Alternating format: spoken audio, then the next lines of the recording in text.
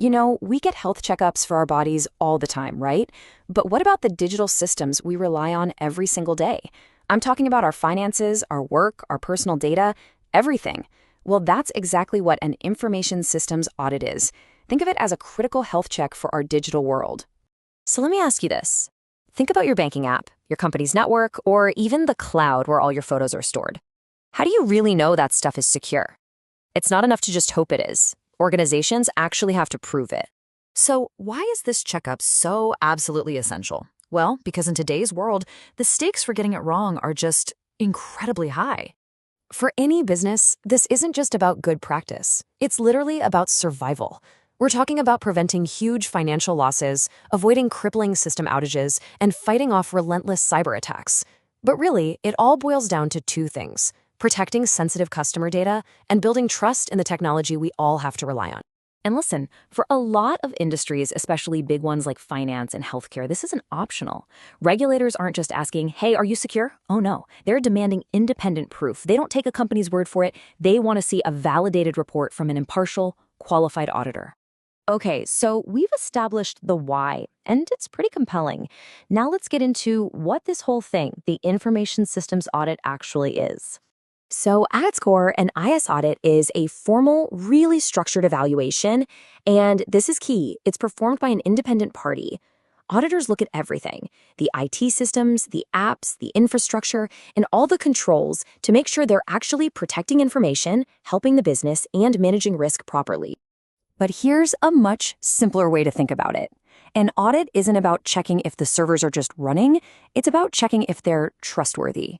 Are they secure? Are they compliant with the rules? Are they actually controlled? That small shift in focus, it changes everything. So we know what an audit is and why it's such a big deal, but how does it actually work? I mean, what does an auditor really do all day? It's one thing to talk about this stuff in theory, but let's get practical.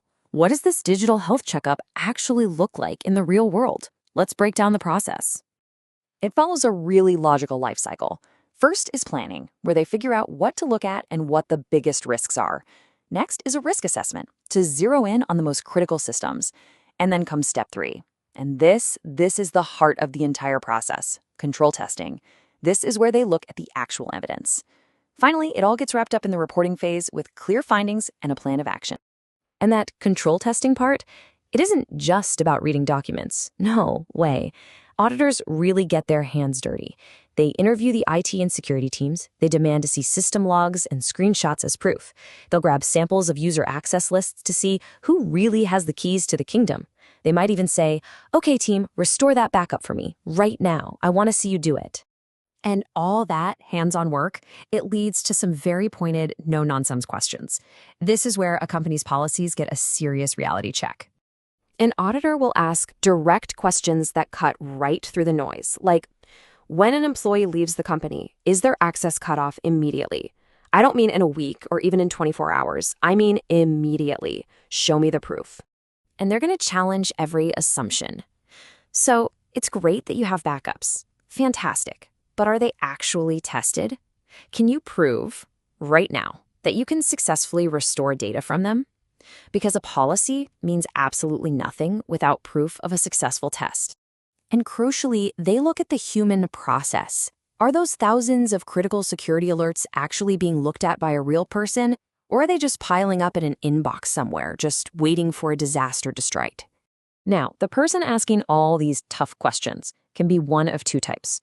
You've got your internal auditor, who's an employee of the company, and their main job is to help the organization get better over time.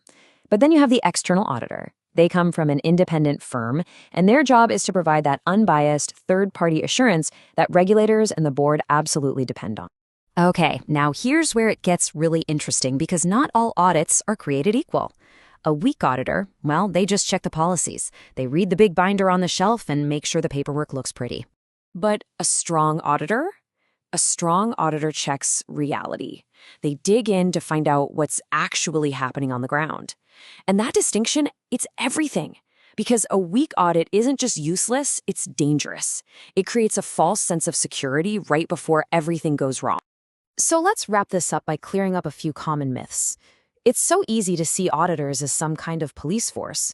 but their real job is actually something much more constructive. First off, an IS audit is not a vulnerability scan. An automated scan just looks for known technical flaws. An audit, on the other hand, evaluates the human processes and controls around the technology. It's much bigger. Second, it is not a penetration test. A pen test is basically a simulated attack to see if you can break in. An audit is a structured review to see if the defenses, the governance, the risk management, the controls are designed and working the way they're supposed to. And finally, a good audit is never, ever just a bureaucratic check-the-box exercise. As we've just seen, it's a deep, risk-based investigation that's done by a really skilled professional. So what's the big picture here? The reality is this. An IS audit provides assurance on 3 critical pillars: governance, risk, and controls. And together, those 3 things form the absolute foundation of digital trust. And that brings us to our final, and maybe the most important takeaway. The next time you hear the words IT audit, don't think of it as policing, think of it as protection. It's the essential practice that keeps our digital world safe, reliable, and ultimately worthy of our trust.